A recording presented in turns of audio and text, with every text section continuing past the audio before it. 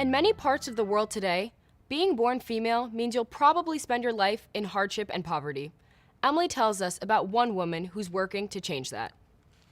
The problem is huge. For millions of girls and women around the world, every day is a struggle just to survive. But there are things we can do to help make their lives a bit better. Betsy Toish is the author of the book, 100 Under $100, 100 Tools for Empowering Global Women. Welcome to Teen Kids News, Betsy. Thanks for having me today. It's great to be here. Why are so many girls and women living in poverty?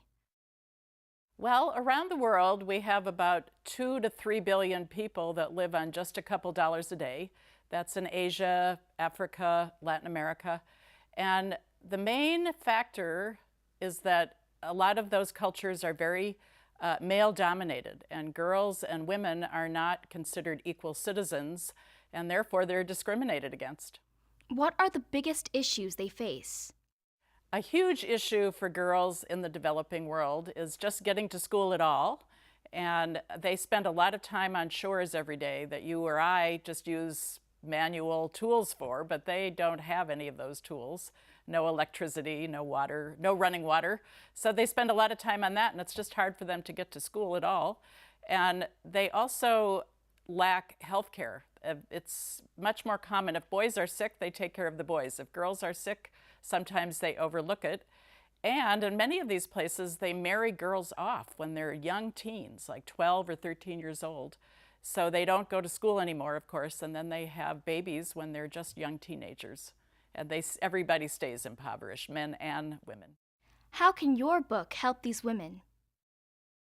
There are lots of solutions that are very affordable and really smart and will help girls and women do their job faster so that they have more time for school, and that will improve health, and that can get people basic things like electricity. Imagine living without electricity.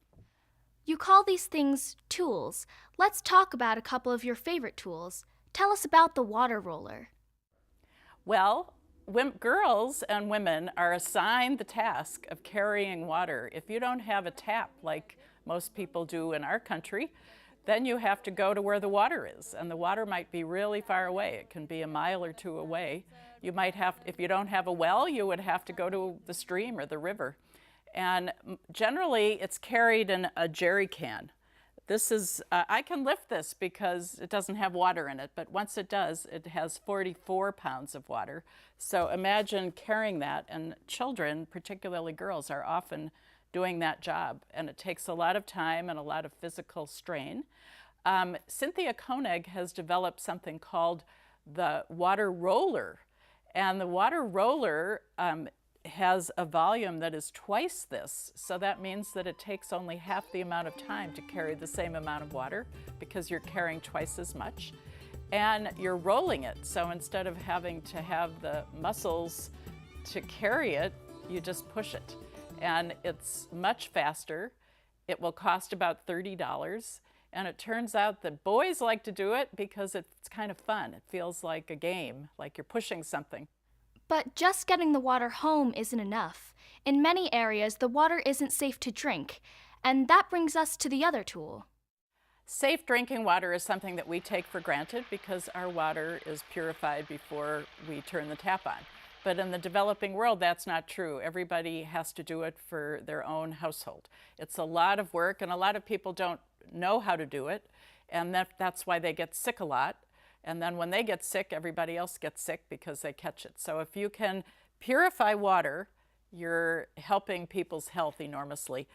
One way to do it is called solar disinfection, and it is really as simple as a 2-quart plastic bottle. The plastic bottle, you just fill it with water that hasn't been treated with any chemicals or anything, and to purify it, and you put it in the sun, and the light shining in on this closed bottle will raise the temperature inside to 147 degrees, and that is what you need to purify water. And it's just a plastic bottle. How do you know for sure that the water is purified? That is a huge problem because people that understand that pathogens in the water will make you sick don't quite believe that just sticking a plastic bottle in the sun is going to solve that problem.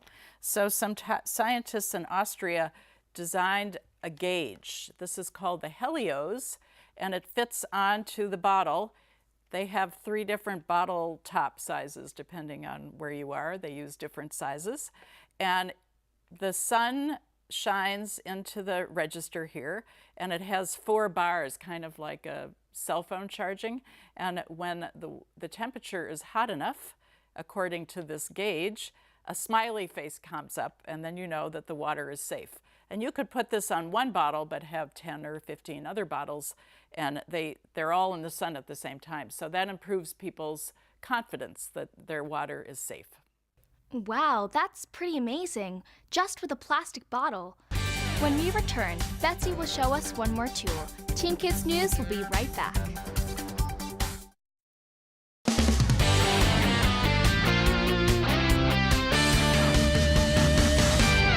We're talking with Betsy Teutsch, who showed us some really cool tools to get and purify drinking water. Now we're moving on to another bright idea. Tell us about a tool called a liter of light. A liter of light is really clever.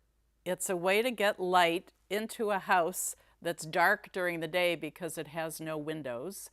And it is simply made out of a plastic bottle filled with water, and it's going to go right in the roof. People in the developing world that live in warm climates have fairly flimsy houses, and they often just have a sheet of metal for a roof. And if they're all in a row, they don't have any windows on the sides because they're right up next to another house. So this liter of light, you cut a hole in a piece of metal, you put the bottle of water in it, and you cut a hole in the roof, and you stick it right up there, and the sun comes in during the day, and it gives the equivalent of 60 watts of light that will light up that house with no electricity or oil or kerosene or any fuel. It's just from the sun and water and a plastic bottle. It was developed by a man in Argentina because he had a factory and the lights were always going out during the day. The grid was unreliable, and he came up with this solution, and it has spread all over the developing world from continent to continent. That's awesome. How can we teens in America help girls and women around the world live better and safer lives? There are many, many tools like the ones I showed you, and many more that I included in my book. And for each tool, I've also included something that you, a reader, can do. It might be organizing with your friends at school, doing a service project. If you're in Scouts, if you're in any kind of a service club, you can focus on water, you can focus on education, you can focus on health, and you can raise money and raise awareness. You can write to your congressman when these things come up, that should we fund these things? You can get involved through the United Nations.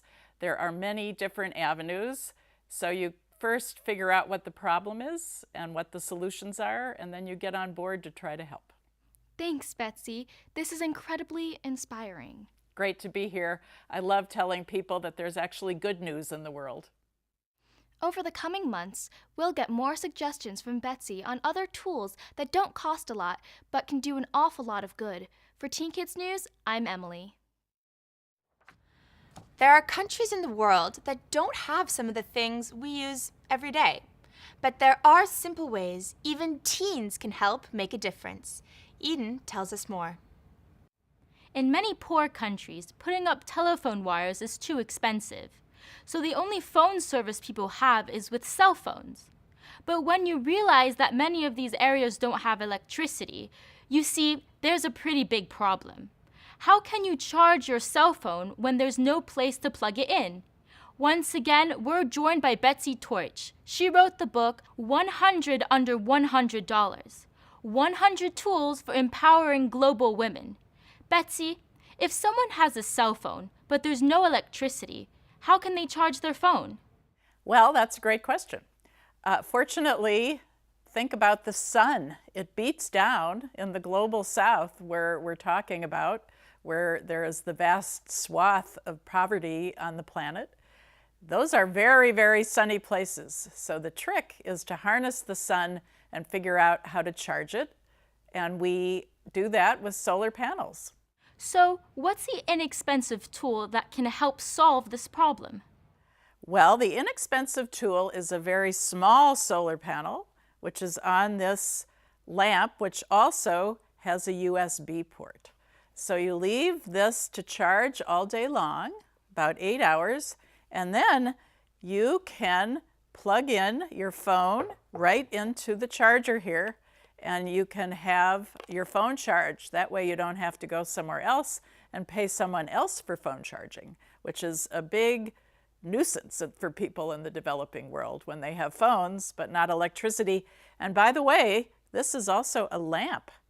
So you can press it once and you have low wattage, and you can press it twice and it's a much brighter light. And then if you're using your light but you see that it's probably going to start running out, you can turn it down again to the lower wattage so that it will last longer. These are LED bulbs, and they are so efficient that the entire charging panel is only the size of my hand. That's pretty impressive. Why did you write the book about empowering women? I felt it was important for people to realize that yes, we have billions of very poor people in the world, and the vast majority of them are women and girls, but we also have a vast number of solutions that people have been working really hard at figuring out. So I wrote a book because I wanted more people to get involved in being part of those solutions so that we can end poverty. If any of our viewers want to help women get solar phone chargers, how can they? There would be a lot of different ways to do it. A lot of these places are companies, so they don't really need charity. They need people to help get the word out. There are also lots of organizations. This one comes from an organization that I wrote about in my book. It's called Unite to Light. And you can buy one of these yourself, and they will donate one for the cost that you pay. You get one, and they donate one. So you can also be a friend of the planet and charge your devices solar, and a family will get one in the developing world. Thanks, Betsy. I'm looking forward to hearing about more of these tools on future editions of Teen Kids News. Take care. Bye. If you're looking for a great service project, empowering women with solar-powered chargers may just spark your interest. For Teen Kids News, I'm Eden. There are countries in the world that don't have some of the things we use every day. But there are simple ways even teens can help make a difference. Eden tells us more. While phones like this are dinosaurs here in America, in many parts of the world they're in great demand. To explain why, we again turn to Betsy Torch. She's an activist working to raise girls and women out of poverty. Welcome back. Great to be here. I'm so happy to see you. In your book, 100 Tools for Empowering Global Women, you say old-style phones are in great demand. Tell us why.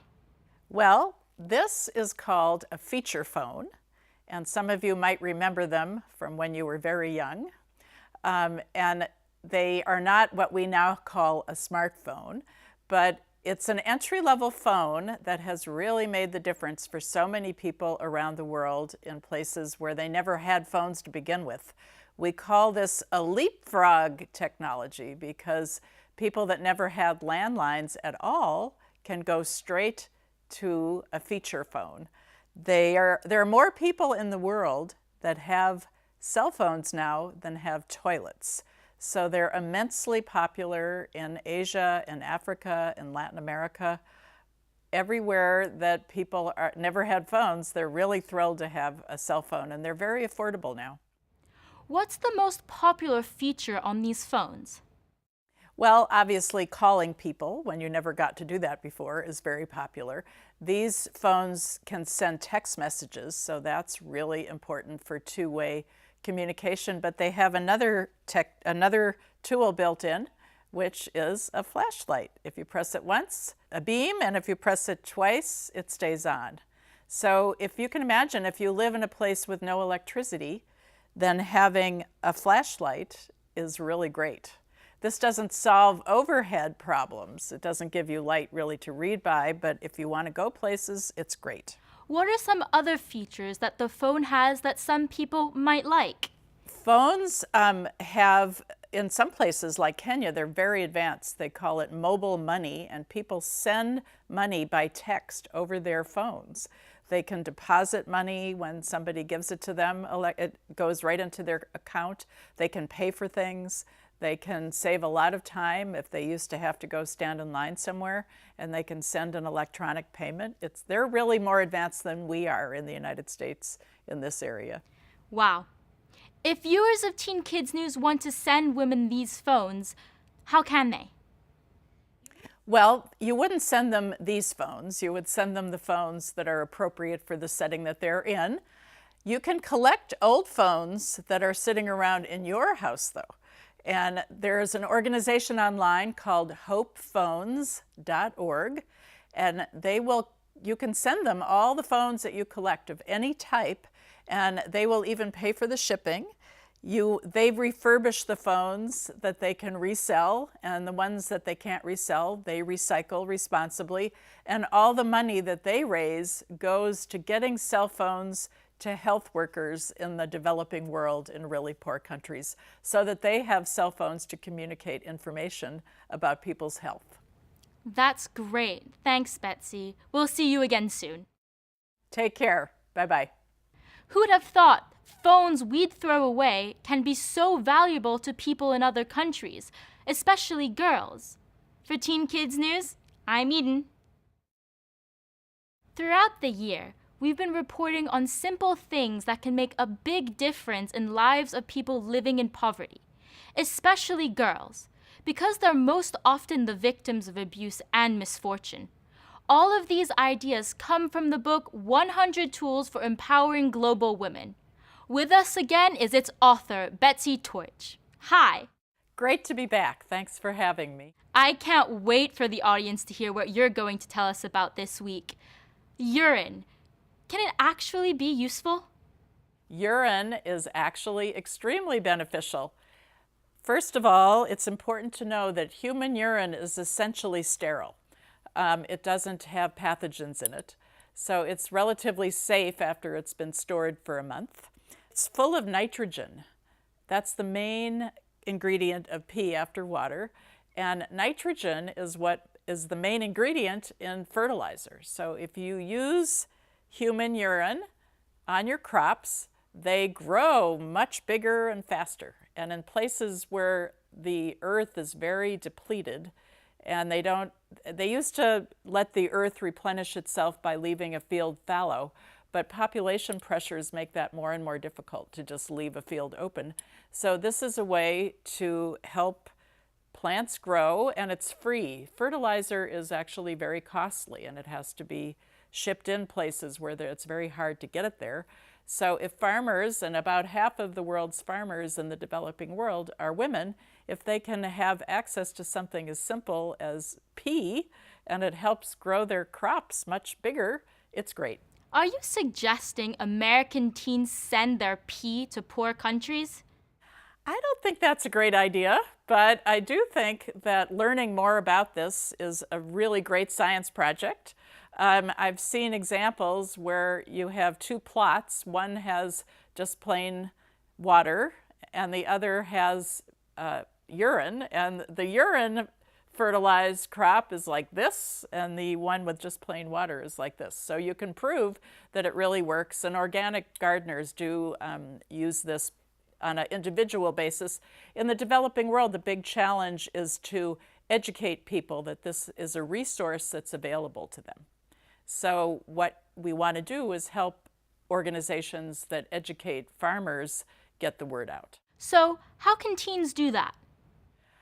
You can get involved by researching online or in my book different organizations that promote this. And there's one right in New England called the Rich Earth Institute that is promoting this technique, pea cycling.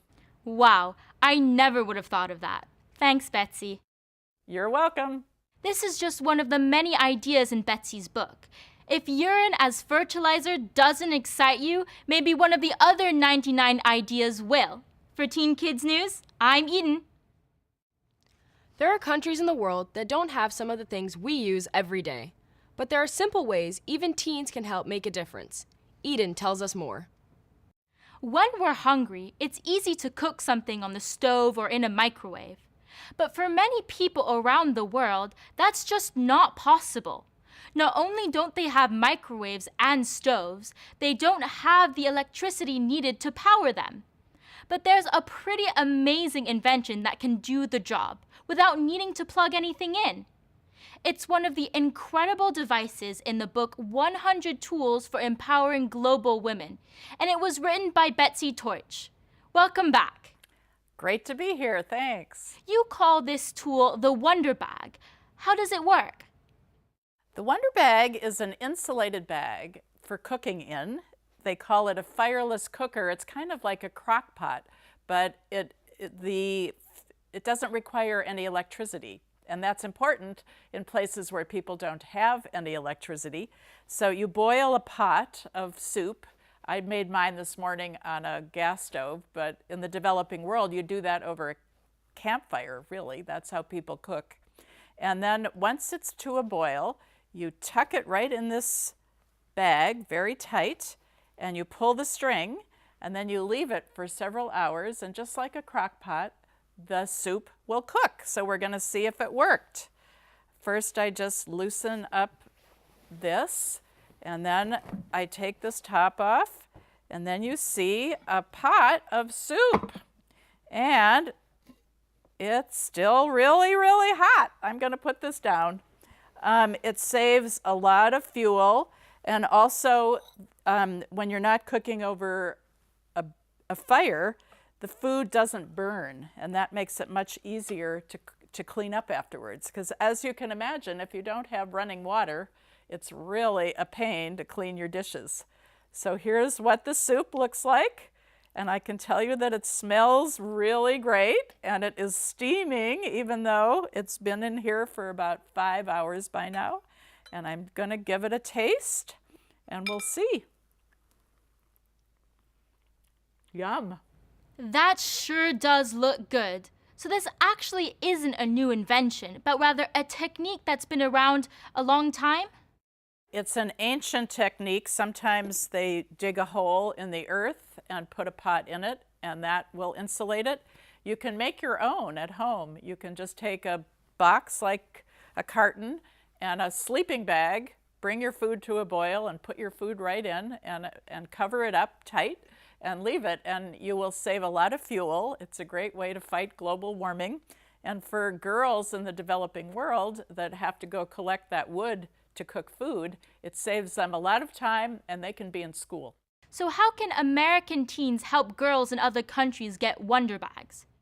Well, there's a wonderful company called Wonder Bag, and if you go to their website, you can buy one, and then one is donated. So one will come to your house. Maybe you want to give it to your mom for Mother's Day or something, and use it yourself. And then one is donated to people in South Africa, where they have a lot of poverty. Thanks, Betsy. We'll see you again soon. Bye-bye.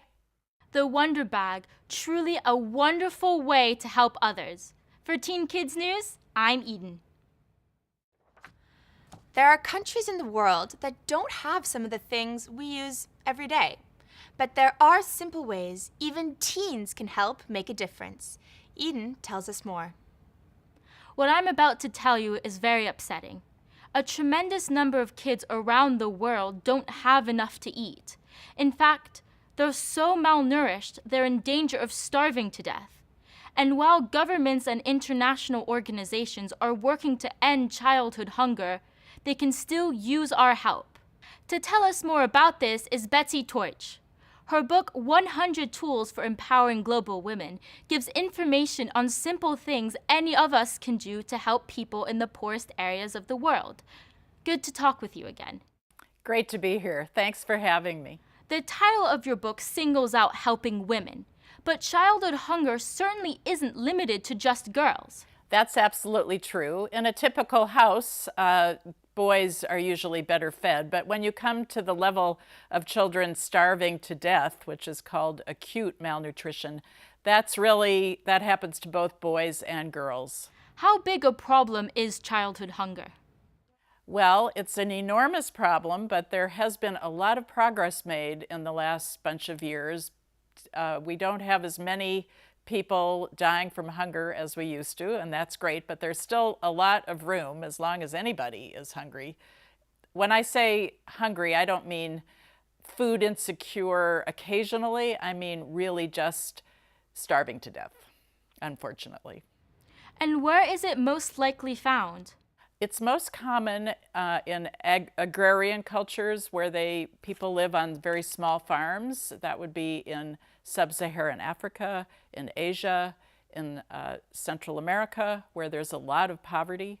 People live very, very hand to mouth.